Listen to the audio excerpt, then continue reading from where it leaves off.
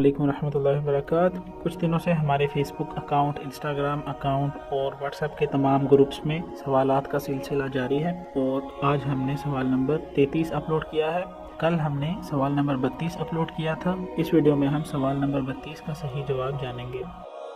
محمد رسول اللہ صلی اللہ علیہ وسلم نے کس صحابی رضی اللہ تعالی عنہ کو علم میراث یعنی تقسیم جائیداد کا ماہر کہا ہے؟